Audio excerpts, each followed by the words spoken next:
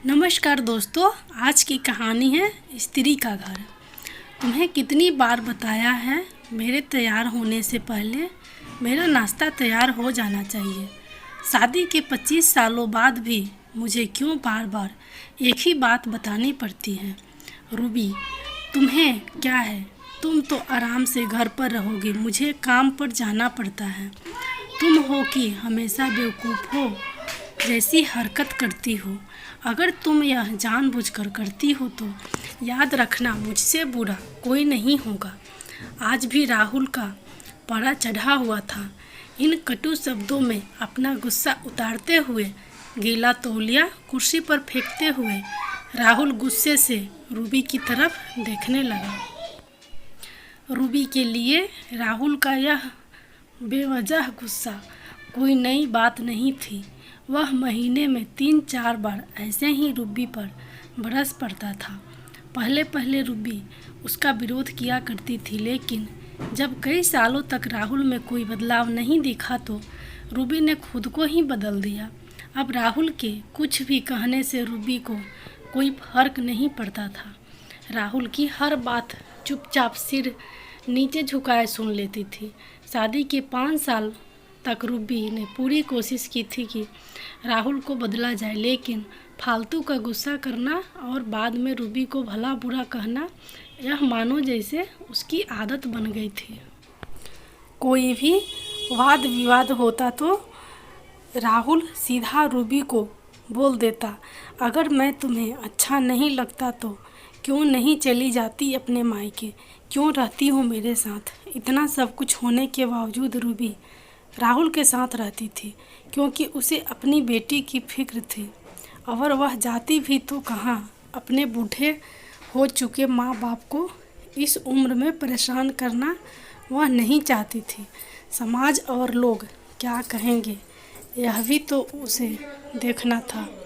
वह इतनी पढ़ी लिखी भी तो नहीं थी कि खुद जाकर कोई नौकरी कर सके और अपना और अपनी बेटी का पालन पोषण कर सके।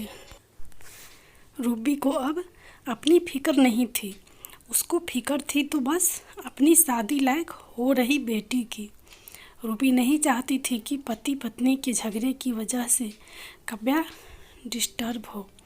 काव्या की पढ़ाई पूरी हो चुकी थी, उसके लिए अब शादी के रिश्ते आने लगे थे। कई रिश्तों को काव्या ठुकरा चुकी थी।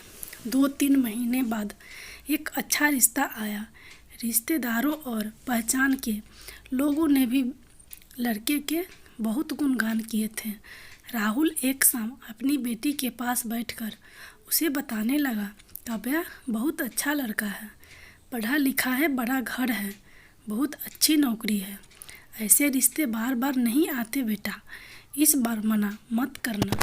काव्या अपने पिता से ज़्यादा बात नहीं करती थी, शायद डरती थी या शायद नफरत करती थी, लेकिन आज वो अपनी पूरी हिम्मत इकट्ठा कर बोली, मुझे अभी शादी नहीं करना है पापा, मैं नौकरी करना चाहती हूँ, खुद अपने पैरों पर खड़ी होना चाहती हूँ।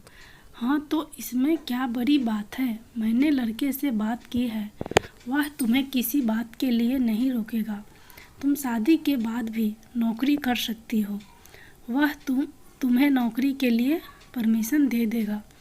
राहुल बोला, मेरा नौकरी करना या ना करना उसकी परमिशन पर क्यों डिपेंड रहेगा पापा? काव्या ने पूछा। मैं कह रहा हूँ ना, तुम्हें किसी भी चीज़ की कमी नहीं होगी। वहाँ ऐसे रिश्ते बार बार नहीं आते, इसे ठुकरा मत, बहुत खुश रहोगी तुम वहाँ। राहुल बोला, पापा क्या मैं उतनी ही खुश रहूँगी जितनी मम्मी इस घर में खुश है? काव्या ने तंज कसते हुए कहा, आज तुम्हारी ज़बान कुछ ज़्यादा नहीं चल रही है। राहुल गुस्से से आंख बड़ी करते हुए बोला, पापा मुझे शादी ही नहीं करनी है, क्योंकि शादी के बाद अगर वह लड़का आपके जैसा निकला तो मैं क्या करूँगी? मुझे आपके जैसा जीवन साथी नहीं चाहिए जो बिना बात के मुझ पर हमेशा चिल्लाए। मुझे कुछ भी अपनी पसंद का लेना हो तो 10 बार सोचना पड़े, कहीं वह नाराज़ ना हो जाए। मेरी तबीयत कैसी भी हो उसे परवाह ना हो।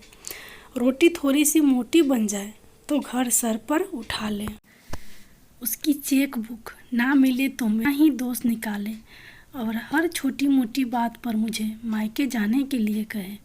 काव्या ने अपना दिल खाली करते हुए पापा से सब कह दिया। राहुल का गुस्सा 7वें आसमान पर था, लेकिन उसके मुंह से एक भी शब्द नहीं फूट रहा था। वो काव्या की बातें सुन रहा था। काव्या उतना ही बोलकर चुप नहीं हुई। आज पहली बार वह अपने पापा के सामने इतना कुछ बोल रही थी। पापा, आपने माँ के साथ हमेशा गलत व्यवहार किया है। आप अपने ऑफिस का गुस्सा बिना सोचे समझे माँ पर उतार देते हैं। कभी इस बात की परवाह भी नहीं करते हैं कि उन्हें कैसा लगता होगा। आपकी बातें सुन सुन माँ ने अपना स्वाभिमान खो दिया। राहुल आज पहली बार अपने किए बर्तावों को महसूस कर पा रहा था। वो इतना ही बोल पाया, जो तुम्हारा मन वो करो, मैं तो इतना बुरा हूँ ना। काव्या ने राहुल का हाथ पकड़ा और बोली, पापा, मुझे सिर्फ एक सवाल का जवाब दे दो। क्या आप चाहेंगी कि मेरा पति आपके जैसा हो? अगर आपका जवाब हाँ तो कर दीजिए मेरा रिश्ता आज ही, और ना तो मुझे आत्मनिर्भर बनने दीजिए। राहुल कुछ भी ना बोल पाया और वहाँ से चुपचाप बाहर चला गया। आज उसे रूबी के सामने जाने में शर्म आ रही थी।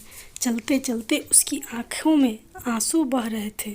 राहुल ने आज से अपने आप को बदलने का निश्चय किया। अगले दिन से रूबी ने अपने पति में काफ़ी बदलाव देखा।